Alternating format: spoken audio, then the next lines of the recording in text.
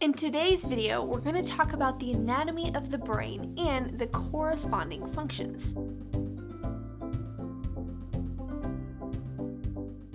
The brain is composed of three main components: the cerebrum, the cerebellum, and the brainstem. Each have their own distinct features and functions that we will be discussing in this video. Be sure to check out our other anatomy videos for quick overviews of the body systems and their actions on the body.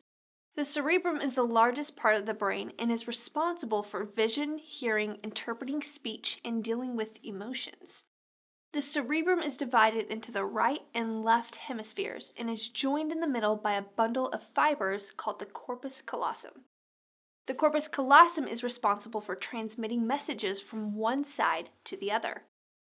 Each hemisphere controls the opposite side of the body. For example, if a stroke-like event happened in the left side of your brain, the extremities on your right side would be affected.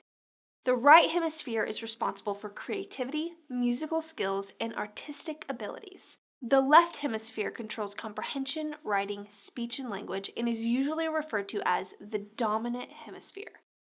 There are two special areas in the left hemisphere that help the brain decipher and process speech. The Broca area of the brain is responsible for speaking and writing. Consequently, if this area is damaged, a person can still understand what is being spoken, but will have difficulty speaking or writing. The Warneck area of the brain is responsible for the processing and understanding of speech. So if this area is damaged, one could speak or write, but the words would not usually make sense or have any meaning. The cerebrum is also divided into four lobes: the parietal lobe, the occipital lobe, the frontal lobe, and the temporal lobe.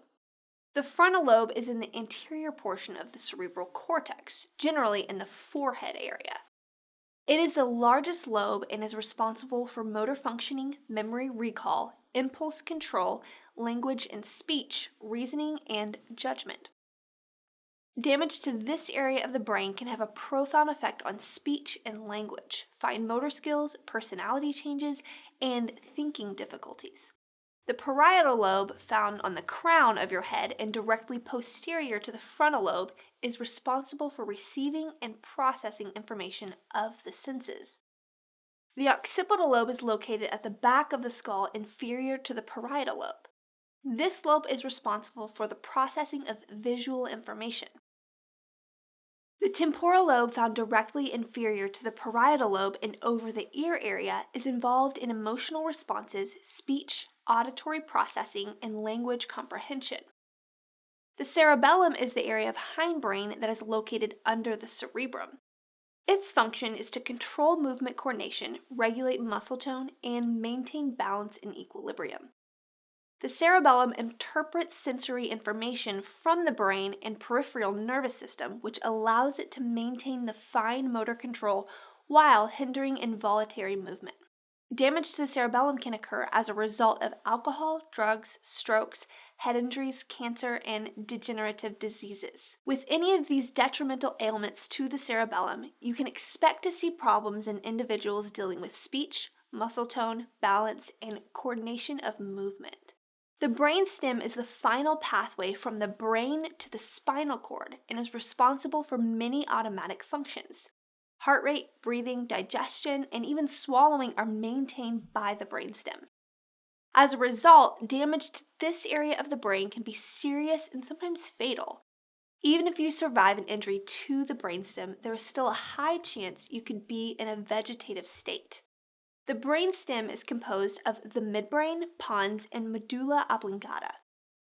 Each area of the brainstem controls different functions. For example, the pons is responsible for facial expressions and posture, whereas the midbrain is associated with temperature regulation and motor control. The medulla has the most important roles dealing with the involuntary functions such as breathing, heart rate, and blood pressure. The brain is also composed of two types of tissue: gray matter and white matter. The gray matter, named for its pinkish-gray color, is where the cell bodies, dendrites, and axon terminals of neurons reside. This is the area where the synapses between neurons occur. This tissue is found throughout the cerebellum, cerebrum, and the brainstem. A butterfly-shaped portion of gray matter is found in the central spinal cord and helps in processing sensory information and governing motor activities. The white matter of the brain lays under the gray matter and is composed of nerve cell axons. The function of the white matter is to conduct and send nerve signals throughout the spinal cord. Damage to the white matter of the brain can cause delayed reflexes, sensory problems, and movement disorders. Let's test our knowledge using our brain. Number 1. Upon reviewing the MRI of an elderly patient who suffered a stroke to the right hemisphere of the brain, you can expect A. Weakness to the left side of the body, B. Weakness to the right side of the body, or C. Weakness to both sides of the body.